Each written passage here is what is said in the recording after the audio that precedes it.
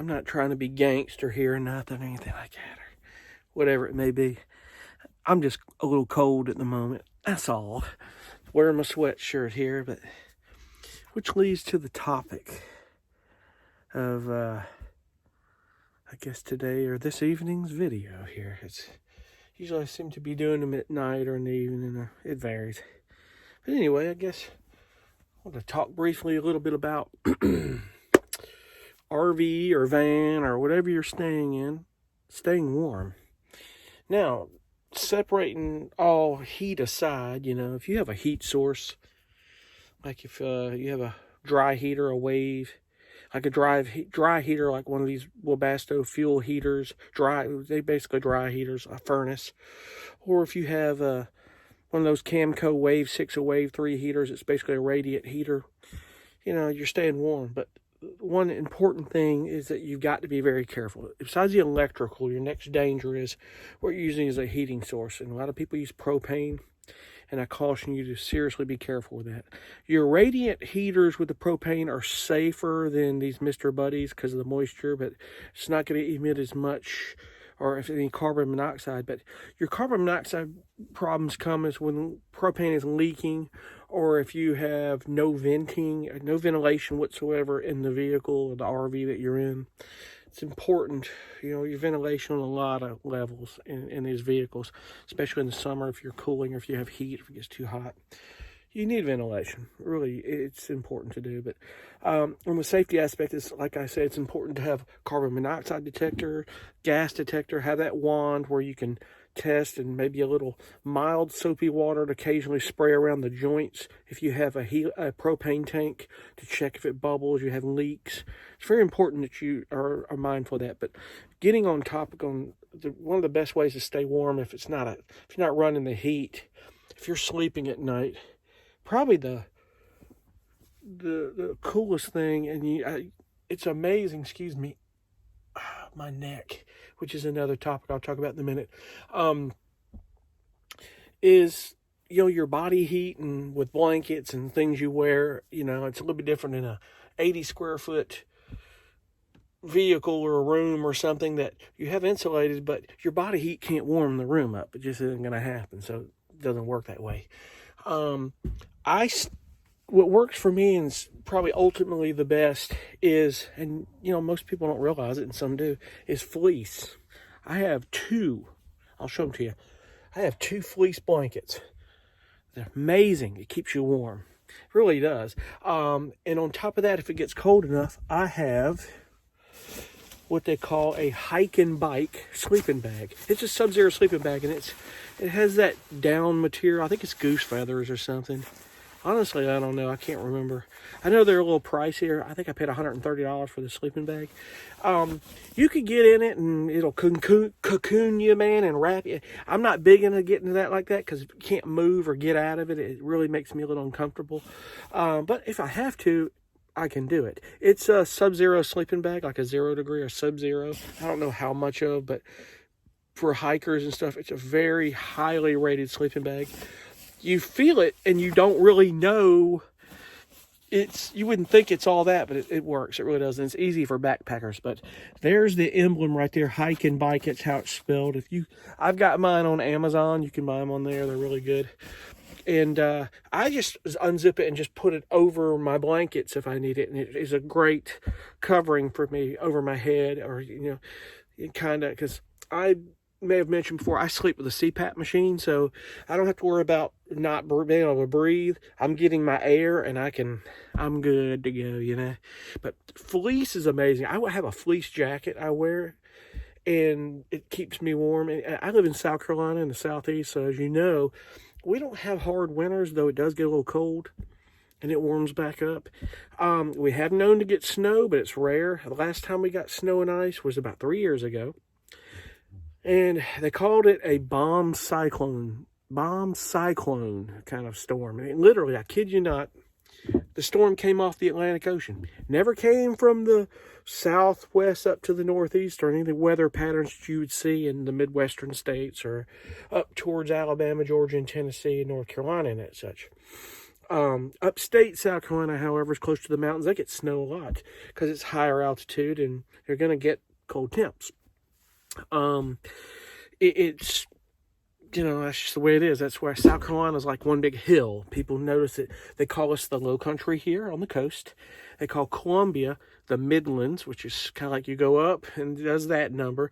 And then you get to Greenville, you're going up to the Highlands. That's kind of how they deem South Carolina. It's a big hill. On a side note, it's kind of how we ended up with some bad floods in 2015 because the rivers came in. There was a levee that broke and they all came downhill to us to the coast.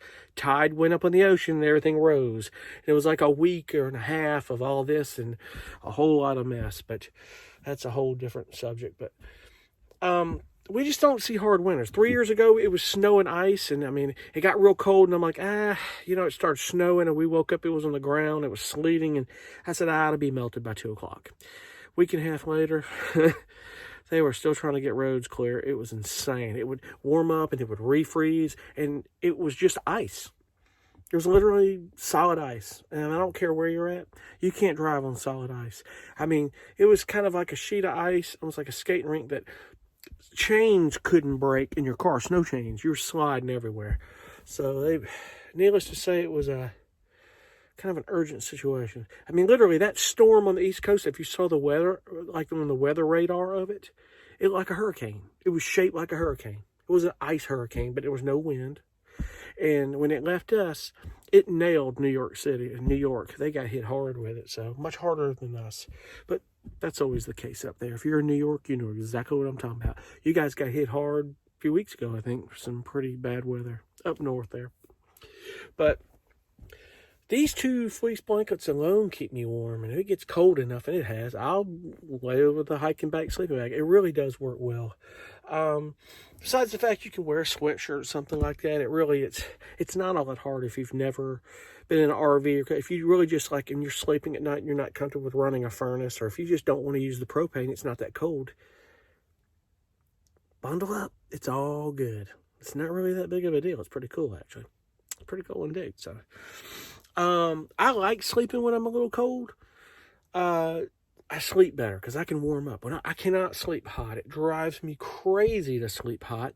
And it's just one of those things that I'm just not sleeping. If I'm hot and I'm uncomfortable, there's just no way. It drives me crazy. So, hence is why this air conditioning there was no way that I was doing this without that air conditioning. It had to happen. So, some form or fashion, there was going to be an air conditioning in this RV. So, I made that happen. It was a little pricey, but it was worth it. Indeed, it was. So. But be it that it may, on another topic here, I don't even mention this. I don't know if I ever talked about it, probably never did. I've had 2 back surgeries on my lower back, and since my second one, I've done really well. And I have episodes from time to time, and I've gotten to a point where I can kind of deal with that, and I know stretches because of the situation. But my neck situation is a little differently. And years ago, I had a doctor tell me, you're probably going to deal with something with your neck. You've got bone spurs, but he didn't say what. And it most certainly wasn't what he indicated that is going on with my neck. So I went to a neurosurgeon. It was a nurse practitioner for the neurosurgeon the other day. They scheduled an MRI for the 13th of this month, and on the 29th, I see a surgeon. I've got something what they call a stenosis in the canal of my neck, and it is pretty painful. And if I don't do something about this, it could get worse to a point where I probably wouldn't be able to move my neck or my arms, or I don't want to say it's something that could put me in a wheelchair if I never did anything with it, but God only knows. I just don't know. It's just painful to a point now that I don't know how I could live any further with it, based on a couple things that could be on a canal stenosis, and some of you are probably medical professionals and you know exactly what that is. It's either bone or cartilage or something growth or calcification growing into that canal, and it's clamping down on the nerves to my spine. And Advil isn't going to shrink that. They tried steroid injections to kind of free up that, and it didn't work a few years ago. And, I guess, I mean, I don't really know. Advil might work to a certain degree, but it's not working for me. It's not working at all.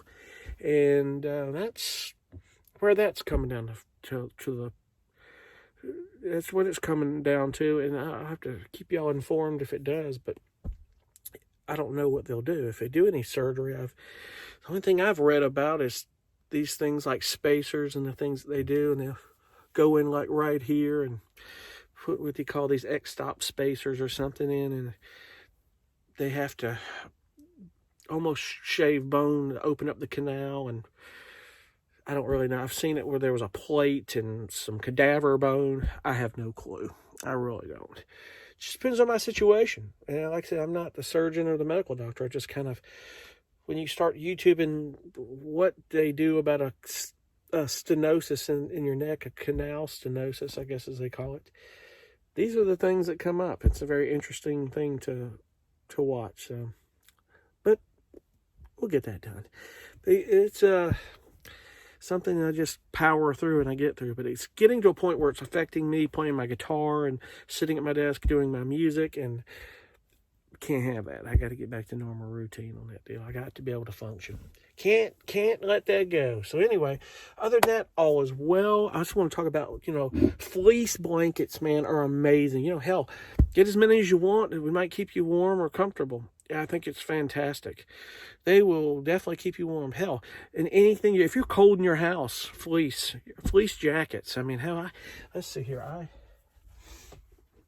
don't know what it is about fleece. Sorry about that. That's my bass. But this Columbia fleece jacket I wear it in its coldest times of the year. I wear this jacket and I love it. You've seen me wear it before, but just so you know, it's a Columbia brand. Love this jacket, and it just keeps you warm. Who knew? Fleece. I mean, I'm not going to get technical to know exactly what fleece is made of, but I'm going to assume there's some cotton in that. Probably some polyester. And in fact, hang on one second. We might can read, and that'll help. Let's see if it says what's in this thing here. Fleece is, hell, it is what it is. There's nothing in here. It tells us a damn thing of what it is. It just says this thing was made in Bangladesh. Go figure. Well, good for the Bangladesh. They know how to make warm jackets. Here we go. There's washing instructions. Let's get some material here, shall we? See what it's going to say.